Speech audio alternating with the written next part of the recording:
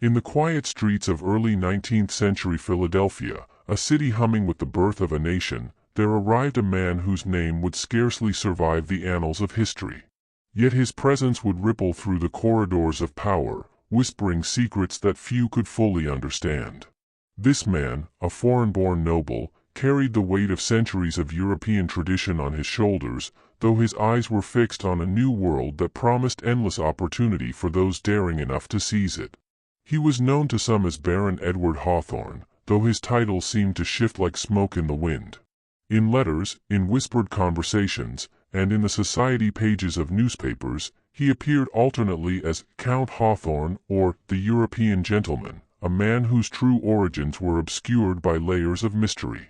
To the wealthy elite, he was a relic of a bygone age, a living remnant of Europe's gilded courts. To ordinary citizens, he was an enigma, someone who spoke in a measured cadence, whose accent suggested refinement but whose intentions remained indecipherable. Philadelphia in 1812 was alive with a sense of possibility. The young nation had survived its first war, and a spirit of independence and self-determination permeated every street, every tavern, and every marketplace. For Baron Hawthorne, this was fertile ground for ambition. Unlike the kings and nobles he had left behind, whose power was granted by birthright and reinforced by tradition, America offered a blank canvas, a place where influence could be manufactured, cultivated, and wielded in subtle, almost invisible ways. Hawthorne's arrival was not marked by fanfare or spectacle. No crowds gathered to witness his carriage rolling through cobblestone streets.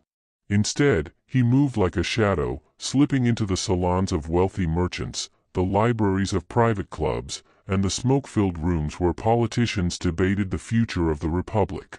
His charm was undeniable, but it carried an edge, a quiet intensity that left listeners both captivated and unsettled. His first months in Philadelphia were carefully calculated. He hosted dinners and small gatherings, choosing his guests with precision. There were merchants with influence in trade, young politicians with aspirations that exceeded their experience, military officers recently returned from frontier skirmishes. Hawthorne spoke of European trade networks, of opportunities that bridged the old world and the new, of forgotten strategies employed by kings and emperors long dead. In his words, there was promise, but also an unspoken tension, a sense that the man speaking held more knowledge than he revealed. But the Baron's true ambition lay not in mere networking. He was a student of influence, of power dynamics, and of the subtle ways in which authority could be seized without the glare of public attention. He carried with him a series of journals, leather-bound and meticulously maintained, where he recorded every conversation, every observation, and every potential opportunity. In these pages, the Baron's mind unfolded, a complex labyrinth of strategy, paranoia, and vision. He noted the temperaments of senators, the proclivities of merchants, and the shifting loyalties of those who might be persuaded to serve him.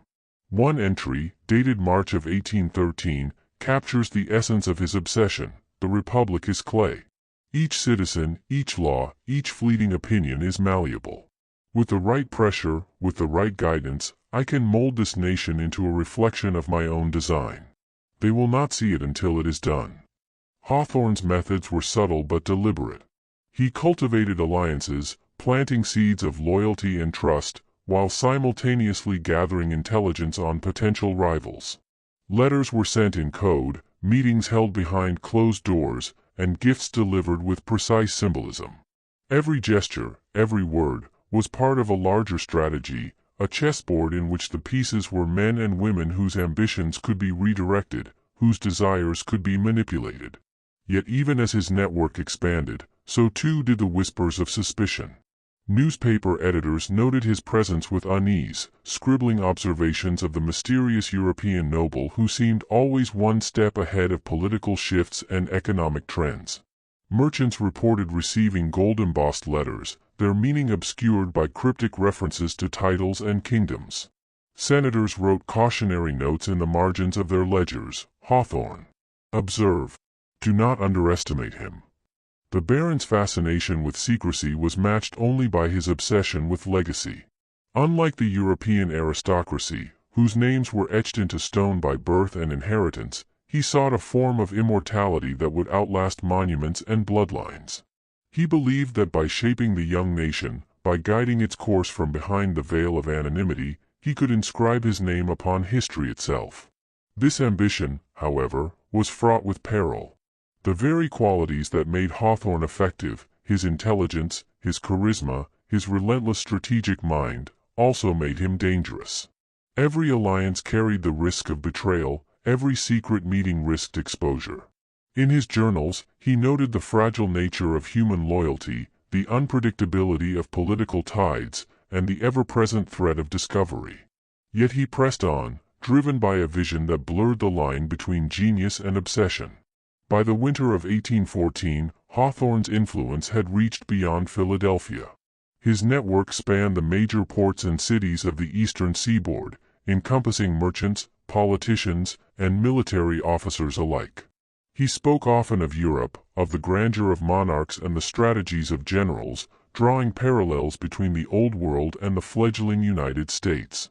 To some, these conversations were fascinating; to others, they were troubling, suggesting a mind fixated on control rather than collaboration. And yet, despite the growing attention, Hawthorne remained elusive. He was seen at gatherings, yet no one could claim to fully know him. He moved with purpose, always one step ahead, always calculating, always observing. His journals reveal a man who understood the power of perception, who recognized that influence often lay not in force, but in subtlety, in suggestion, in the careful shaping of opinions before they were even formed. In these early years, the seeds of a legend were planted, though few would recognize it at the time. Baron Edward Hawthorne, a man of European nobility and American ambition, would become a figure shrouded in mystery. Some would remember him as a genius, others as a manipulator. Some accounts would describe his charm, others his cold calculation. But all would agree on one point: he was a man who sought to bend history to his will, a shadowy architect in a world unprepared for his vision. As Philadelphia braced for another harsh winter, Hawthorne continued his quiet campaign.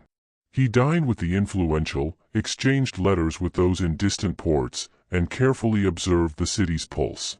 Each day, he took meticulous notes, adjusting his strategies, refining his approach, and deepening his understanding of a nation that was as unpredictable as it was promising. Little did anyone know, these early maneuvers were but the first act in a story that would span decades, a tale of ambition, intrigue, and the collision between an old-world mindset and the unyielding spirit of a new nation.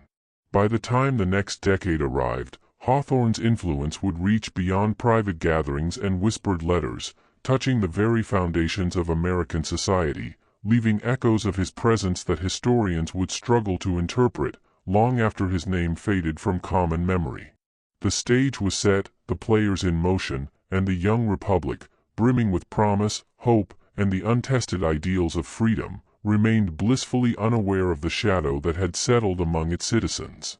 Baron Edward Hawthorne, European nobleman and clandestine strategist, had arrived. And with him came a story of ambition, deception, and the relentless pursuit of power that would leave its mark upon history, whether the nation was ready or not. As the snow melted from the streets of Philadelphia in early spring, Baron Edward Hawthorne's influence quietly spread like a slow-moving tide. While the city bustled with commerce, politics, and the everyday concerns of citizens, he worked in the shadows, connecting threads that few even realized existed. Every handshake, every polite conversation in candlelit salons, every invitation to a private dinner was carefully orchestrated, a move in a game no one else knew they were playing. Hawthorne had learned that power rarely required overt displays. The subtlety of influence, the ability to bend opinion before it fully formed, was far more potent than the ostentatious theatrics of European courts. He began to cultivate alliances with key figures, young senators hungry for recognition, merchants whose fortunes could be manipulated through strategic trade partnerships, and military officers still bearing scars from skirmishes along the frontier. Each relationship was meticulously analyzed and documented in his leather-bound journals, whose pages seemed to contain not only strategies but the hidden rhythm of ambition itself. The Baron's fascination with secrecy bordered on obsession. He communicated in code with his closest allies, sending letters sealed with wax and embossed with symbols only a few could interpret. Meetings were conducted behind closed doors, often in rooms dimly lit by flickering candles, where maps and documents were spread across tables, revealing both his vision and the scope of his ambition. The air in these gatherings was thick with anticipation, a mixture of fear and fascination that Hawthorne wielded like a master craftsman. Philadelphia's society was a fertile ground for such manipulations. The city was young, vibrant, and brimming with opportunity, yet its political and social structures were still forming. Hawthorne recognized that in this fluid environment, loyalty could be bought, influence could be shaped, and the seemingly immutable ideals of a republic could be guided with precision if one knew how to manipulate ambition, fear, and desire. It was during this period that Hawthorne first encountered Jonathan Pierce, a rising young senator from Massachusetts. Pierce was intelligent, ambitious, and, crucially, susceptible to the subtle pressures of persuasion. Hawthorne observed him at a private salon, noting the way his eyes widened at the mention of European strategies and the quiet, almost imperceptible hesitation in his handshake. By the time the evening concluded, Pierce was intrigued, his curiosity piqued, and his mind subtly tethered to the Baron's influence. But alliances were only part of the equation. Hawthorne understood that any network of power was only as strong as the information it could control. He began gathering intelligence not only on potential allies but on rivals, adversaries, and those whose ambitions might collide with his own. Letters intercepted, conversations overheard, and rumors planted, all contributed to a growing web of knowledge that gave him a distinct advantage. By 1815, his reach extended from Philadelphia to New York, Boston, and Baltimore. Merchants with connections to Europe facilitated trade opportunities, while politicians unwittingly relayed sensitive information during casual interactions. Hawthorne's journals became a repository of secrets, a map of the hidden currents beneath the surface of society. Each entry revealed a mind both brilliant and calculating, capable of seeing several moves ahead in a game that few even realized was being played. Yet, with every expansion came risk.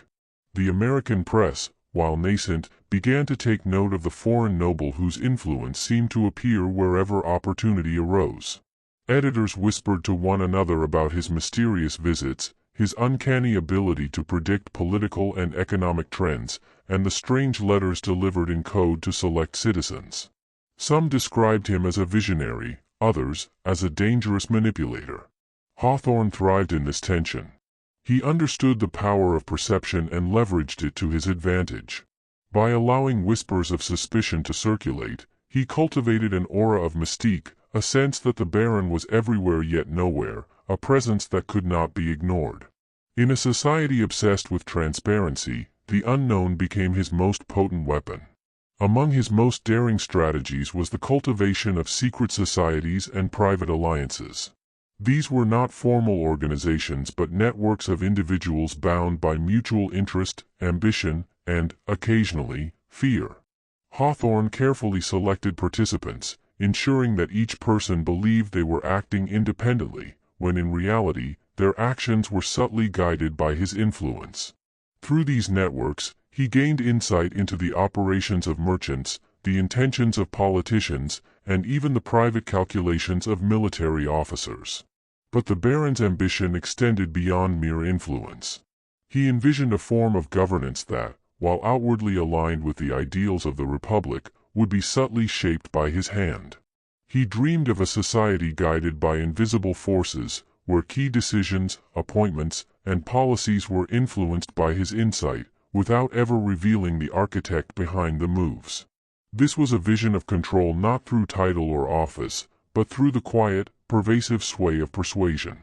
As his network expanded, so did the stakes. Rival factions began to notice patterns in trade, political maneuvering, and social alliances that could not be entirely explained. Some merchants, wary of Hawthorne's growing presence, attempted to counteract his influence through competing networks and private negotiations. Political rivals observed anomalies in voting patterns, unusual alignments in committee decisions, and the sudden appearance of support for unexpected proposals. Each of these events added to the growing web of mystery surrounding the Baron. Hawthorne, ever vigilant, anticipated such moves. His journals contain detailed strategies for countering dissent, including the careful dissemination of misinformation, the cultivation of doubt, and the strategic alignment of allies in positions of influence. One entry reads, "Control perception, control action." The mind perceives reality only through what is presented.